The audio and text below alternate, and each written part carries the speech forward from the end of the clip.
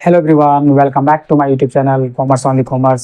आज हम लोग एडमिशन और पार्टनरशिप का प्रैक्टिकल प्रॉब्लम बना के चलेंगे। यानी कि हम लोग इसमें रिवैल्यूएशन अकाउंट बनाएंगे, पार्टनर्स कैपिटल अकाउंट बनाएंगे, प्लस न्यू बैलेंस शीट बना के चलेंगे। यानी कि जब भी कोई न्यू पार्टनर फर्म में एडमिशन लेता है या न्यू पार्टनर आता है तो उस समय का जो बैलेंस शीट बनता है वो हम लोग बना के चलेंगे।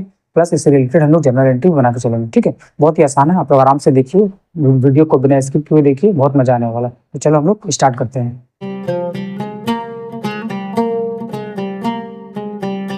चलिए देखते हैं कि क्वेश्चन क्या है।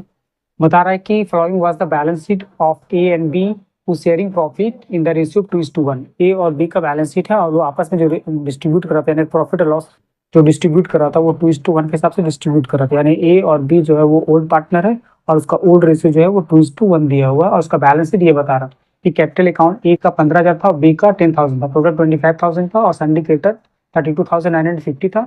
Building 25,000, plant machine 7,500, stock 10,000, सन्डी debtors 4,850 और कैश इन हैंड जो था वो 600 रुपया था। ये ओल्ड बैलेंस शीट है, यानी कि before admission of the new partner. अब उसके बाद जब नया पार्टनर आ रहा था, क्या बता रहा है, they agree to admit C in the partnership on the following terms. कुछ टर्म्स और कंडीशन है जिसके हिसाब से सी जो है सी एडमिट हो रहा है, यानी सी जो है नया पार्टनर होगा।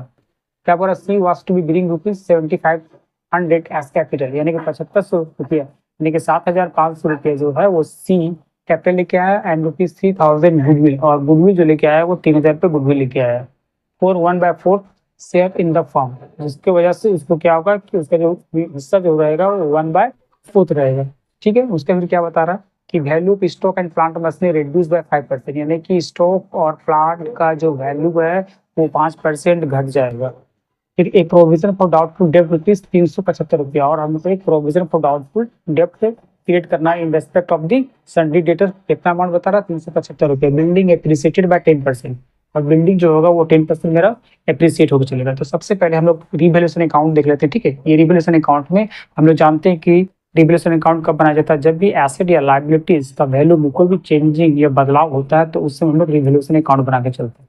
रिवैल्यूएशन अकाउंट जब भी बनाएंगे तो हम लोग को 4 बातों को याद रखना है। ठीक है, कौन कौन सी बात, जब कोई भी एसेट का वैल्यू अगर घटेगा तो उसको रिवैल्यूएशन अकाउंट का डेबिट साइड में लिखेंगे। ठीक है, और अगर कोई भी लायबिलिटीज का वैल्यू बढ़ेगा तो हम लोग क्या करेंगे, रिवैल्यूएशन अकाउंट का डेबिट साइड में लिखना है। रिवैल्यूएशन अकाउंट का डेबिट साइड में 2 आइटम हमको लेके चलना है, यानी एसेट का अगर वैल्यू घट जाएगा तो उसको डेबिट करके चलना है, और लायबिलिटीज का वैल्यू अगर बढ़ जाएगा तो भी इसको हम लोग क्या करना है, डेबिट साइड में करके चलना। और उसका उल्टा, यानी कि कोई भी एसेट का वैल्यू अगर बढ़ जाएगा तो उसको रिवैल्यूएशन अकाउंट का क्रेडिट साइड में लिखना है, और अगर लायबिलिटीज का वैल्यू घट जाता है तो उसको हम लोग क्या करना है कि रिवैल्यूएशन अकाउंट का क्रेडिट साइड में लिखना है। बस ये 4 पॉइंट है, ये 4 पॉइंट याद रखिएगा तो रिवैल्यूएशन अकाउंट आपका आराम से हो जाएगा। ठीक है, तो पहला क्वेश्चन क्या बता रहा कि value of stock and plant machinery reduce by 5%। Stock और प्लांट एंड मशीनरी का जो वैल्यू है वो 5% घट गया। ये एसेट है और एसेट का वैल्यू घट गया, तो एसेट का वैल्यू अगर घट जाता है तो इसका मतलब क्या है कि रिवैल्यूएशन अकाउंट का डेबिट साइड में लिखना है। यानी यहाँ क्या लिखेंगे, टू स्टॉक अकाउंट करके लिख देंगे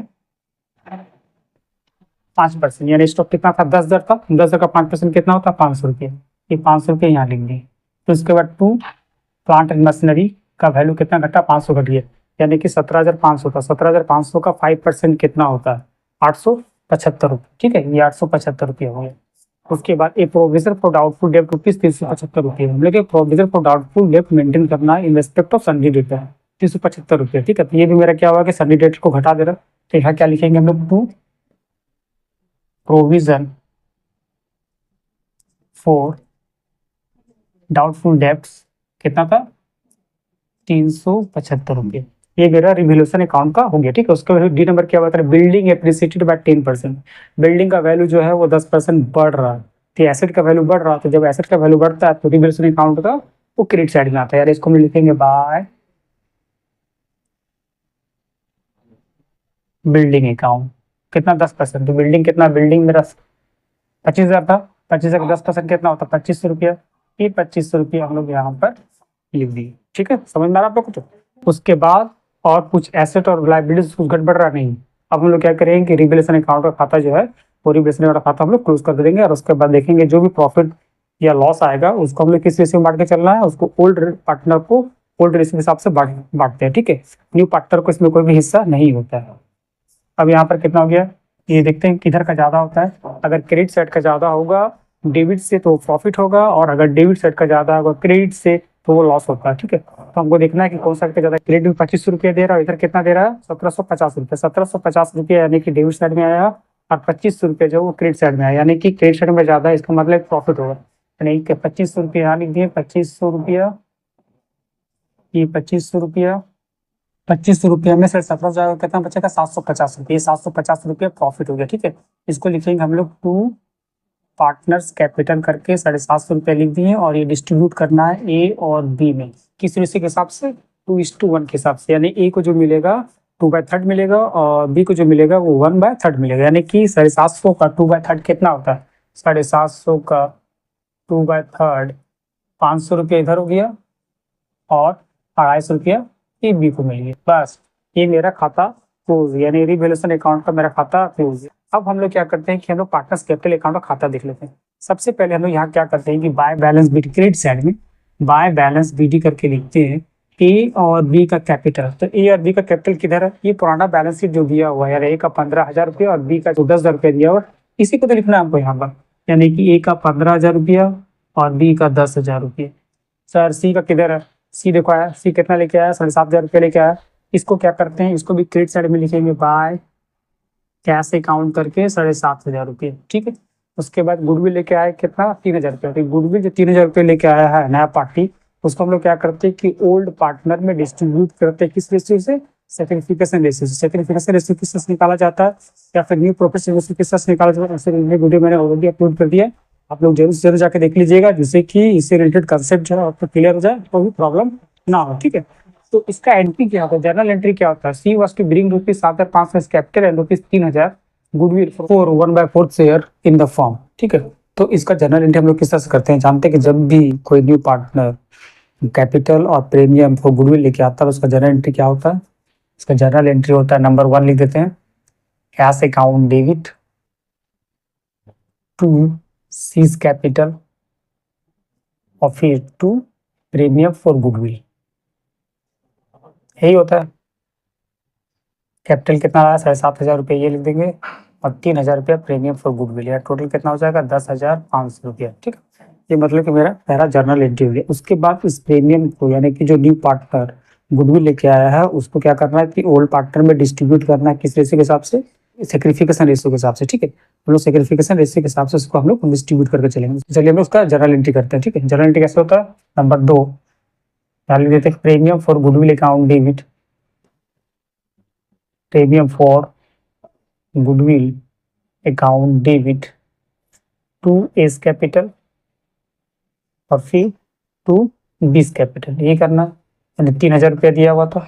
अब 3,000 को हमको क्या करना है, ए और बी में डिस्ट्रीब्यूट करना है सेक्रिफिकेशन रेशियो के हिसाब से। सेक्रिफिकेशन रेशियो कैसे निकलता है कि जब भी ओल्ड पार्टनर लोग का ओल्ड रेशियो दिया हुआ रहता है और न्यू पार्टनर का न्यू रेशियो दिया हुआ रहता है, यानी कि सब पार्टनर का न्यू रेशियो नहीं दिया हुआ रहता है, तो हम लोग क्या करते हैं कि जो ओल्ड रेशियो होता है वही ओल्ड पार्टनर लोग का सेक्रिफिकेशन रेशियो भी होता है। ठीक है, इसको मैंने निकाल कर बता दिया था, आप लोग जाकर वो वीडियो देख लीजिए, आपको क्लियर समझ में आ जाएगा। ठीक है, तो ओल्ड रेशियो कितना है, ओल्ड रेशियो 2:1 है, वही उसका सेक्रिफिकेशन रेशियो हो जाएगा। यानी कि 3,000 जो है उसको 2:3 और 1:3 के हिसाब से डिस्ट्रीब्यूट कर देंगे बिटवीन ए एंड बी। यानी कि कितना हो जाएगा, तब ए में चला जाएगा 2,000 रुपया और बी में चला जाएगा 1,000 रुपया। ठीक है, ये हम लोग यहाँ पर पार्टनर्स कैपिटल में यहाँ लिख देंगे क्रेडिट साइड में, बाय प्रीमियम फॉर गुडविल करके लिख देंगे हम लोग कितना, ए में लिख देंगे 2,000 रुपया और बी में लिख देंगे 1,000 रुपया। ठीक है, उसके बाद हम लोग रिवैल्यूएशन अकाउंट में, रिवैल्यूएशन अकाउंट में जो भी मेरा एसेट घटा था,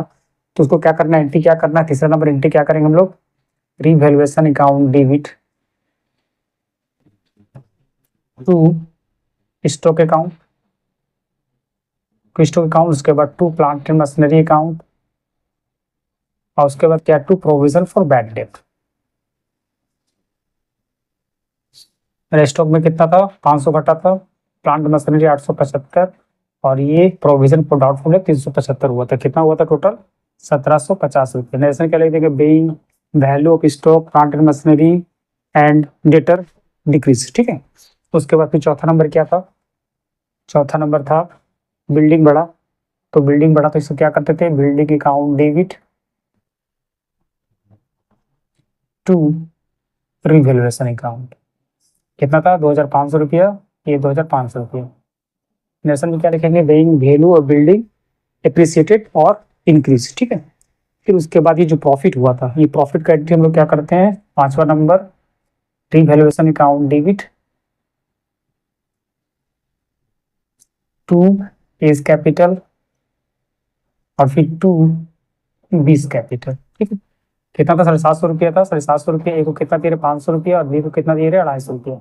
ये जो ये फिर मेरा क्या होगा, पार्टनर्स कैपिटल का क्रेडिट साइड में लिख देंगे इसको, बाय रिवैल्यूएशन अकाउंट करके 500 रुपया ए में और बी में 250 रुपये, ठीक है। ये मेरा पार्टनर्स कैपिटल खाता क्लोज, और इसमें कुछ भी नहीं है, ये हम लोग को क्लोज कर देना है। ये कितना होगा, 12 15 12 17,500, ये हो गया। ये कितना, 11,250 और ये 7,500 रुपये, ठीक है। यानी कि 17,500, 11,250 और फिर 7,500 रुपये। इसको क्या करना है, लिख देना टू बैलेंस सी डी करके। ये मेरा बैलेंसिंग फिगर है, यानी कि 17,500, 11,250 और 7,500। ये मेरा पार्टनर्स कैपिटल कंप्लीट, ठीक है। उसके बाद फिर हम लोग क्या करेंगे कि बैलेंस शीट बना के चलना। बैलेंस शीट में क्या करना, सबसे पहले कैपिटल से अकाउंट, क्या लिख देना लाइबिलिटी साइड में, कैपिटल से अकाउंट्स ए बी और सी। कौन सा कैपिटल लिखना है, ये जो मेरा पार्टनर्स कैपिटल का जो मेरा बैलेंसिंग फिगर आया 7,500 रुपया, 11,250 रुपया और 7,500 रुपया, ठीक है। इसी को हम लोग को यहाँ पर लिख देना है, यानी कि इसमें लिख देना है ए का 17,500, बी का 11,250 और सी का 7,500। ये मेरा कितना आ जाएगा, 36,250, ठीक है। उसके बाद फिर क्या, सन्डी क्रेडिटर्स जितना था उतना, यानी सन्डी क्रेडिटर में कोई भी चेंजिंग नहीं हुआ है, जैसा ओल्ड में था उस तरह से न्यू भी करके चलना, क्योंकि यहाँ पर जो है लाइबिलिटीज के बारे में कुछ भी मेंशन नहीं किया हुआ था। जब भी लाइबिलिटीज के बारे में कुछ भी मेंशन ना किया हुआ हो, तो जो मेरा ओल्ड बैलेंस शीट में दिया रहता है वैल्यू, तो वही वैल्यू हम लोग क्या करते हैं कि न्यू बैलेंस शीट में बना के चलते हैं। यानी यहाँ क्या लिखेंगे, सन्डी क्रेडिटर्स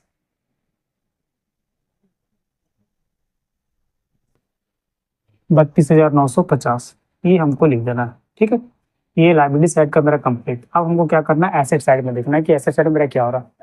बिल्डिंग 25,000 था, बिल्डिंग मेरा 25,000 था, तो बिल्डिंग का वैल्यू मेरा घटा था कि बढ़ा था। यहाँ पर क्या बता रहा है कि बिल्डिंग एप्रिसिएटेड 10%, यानी कि 2,500 रुपये मेरा बिल्डिंग बढ़ गया था, यानी कि 25,000 प्लस 2,500 रुपया कितना होगा मेरा, 27,500 रुपये, ठीक है।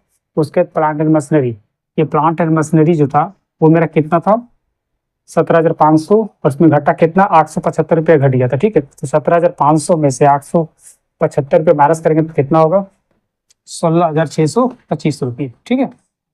उसके बाद फिर क्या, स्टॉक 10,000 था, घटा कितना, 500, यानी कि कितना हो जाएगा, 9,500 रुपया।